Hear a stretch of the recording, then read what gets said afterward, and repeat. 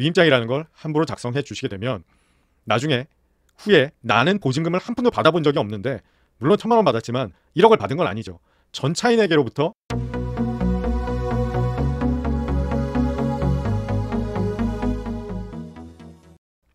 안녕하십니까. 부동산 전문 변호사 권충선 변호사입니다. 여러분, 임대인도 전세 사기의 피해자가 될 수 있다는 점 알고 계십니까?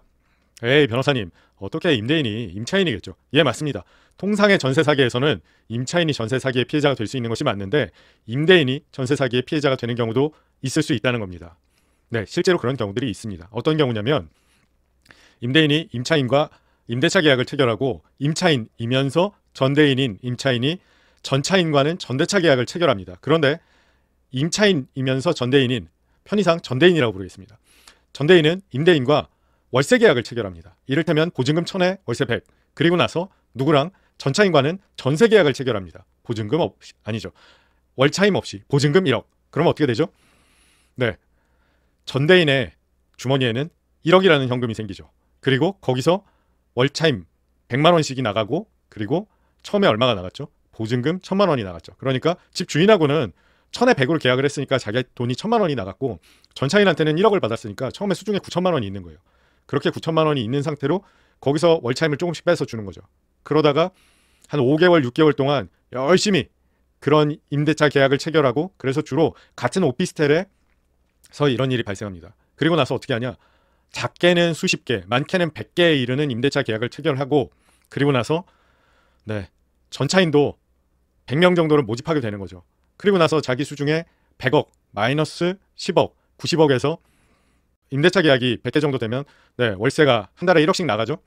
그렇게 한 5, 6개월을 버티고 나면, 6개월 버텼다고 치면 보증금 84억이 주머니에 남아있는 채로 임차인이 사라지는 거죠.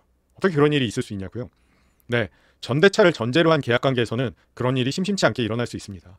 자, 민간 임대주택에 관한 특별법, 민간 임대주택에 관한 특별법을 보면 줄여서 약칭 민간임대주택법이라고도 하는데, 제2조 정의에 보면 제2조 제10호 주택임대관리업이란 주택의 소유자로부터 임대관리를 위탁받아 관리하는 업을 말하며 다음 각 목으로 구분한다. 가목, 자기관리형 주택임대관리업, 주택의 소유자로부터 주택을 임차하여 자기 책임으로 전대하는 형태의 업. 그러니까 주택임대관리업 중에 자기관리형 주택임대관리업이라는 업태 자체는 자기관리형 주택임대관리업자가 주택을 임차하여, 즉 자기가 임차인이 되어 자기 책임으로 전대하는 형태의 업이라는 거죠. 그래서 이런 형태의 임대차 계약을 체결하신 임대인들은 네, 자기관리형 주택임대관리업체로부터 월차임이 미납되는 경우에는 지금 내가 이런 일에 엮여 있을 수 있겠다 하는 생각을 하시고 서둘러서 명도소송을 하시고 네, 전차인으로부터의 보증금 반환 청구 소송에도 대비하시는 것이 옳다고 하겠습니다. 특히나 이런 관계에서는 전대차를 원활하게 하기 위한 목적이라는 명목하에 뭐가? 자기관리형 주택임대관리업체가, 즉 임차인이 임대인에게 전대차를 해도 좋다는 내용이 적혀있는 위임장을 요구하는 경우가 있습니다. 그런데 여기서 조심하셔야 될 게 바로 그 위임장입니다.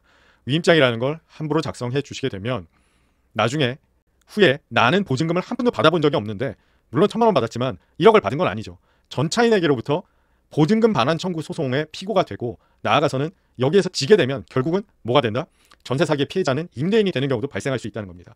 그래서 이때는 임대인과 임차인 간의 계약관계, 또 전대인과 전차인 간의 계약관계, 또 임대인이 임차인, 즉 누구? 자기관리형 주택관리업체에게 위임장을 써주었는지, 또 그 위임장의 내용은 무엇인지에 따라서 임대인이 전차인에 대한 보증금 반환 채무를 전혀 지지 않을 수도 있고, 또 일부를 부담하게 될 수도 있고, 또 전체를 부담하게 될 수도 있습니다.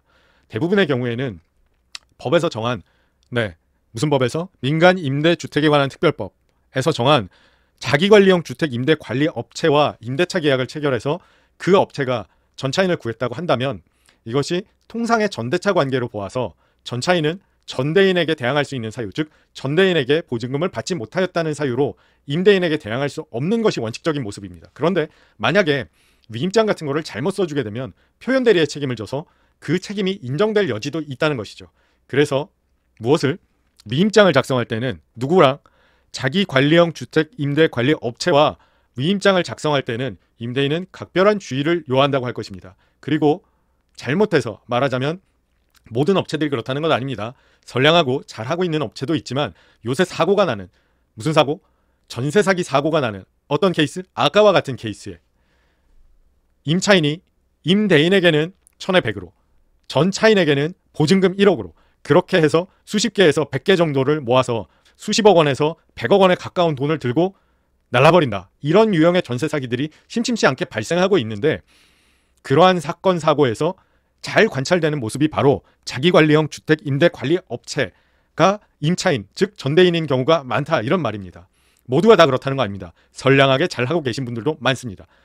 그러나 임대인 여러분께서는, 특히 오피스텔의 임대인 여러분들께서는 자기관리형 주택 임대 관리 업체와 임대차 계약을 체결하셨을 경우에 전차인 간의 계약 관계가 어떻게 되는지 계약서를 요구해서 살펴보실 필요도 있고, 만약에 차임이 연체되고 있다면 강한 의심을 가지고 빠른 시간 안에 계약을 해지하시고 명도 소송에 돌입하시는 것이 좋다고 하겠습니다. 뿐만 아니라 저와 같은 부동산 전문 변호사와 빨리 뭐를 가지고, 계약서를 가지고 또 위임장을 가지고 상담하셔서 내가 전차인에게 보증금 반환 청구 소송을 당할 우려가 있는지, 만약에 그런 소송에 휩싸인다면 내가 승소할 것인지 상대방에게 승소할 것인지에 대해서 상담을 받으시고 준비를 하실 필요가 있다고 할 것입니다.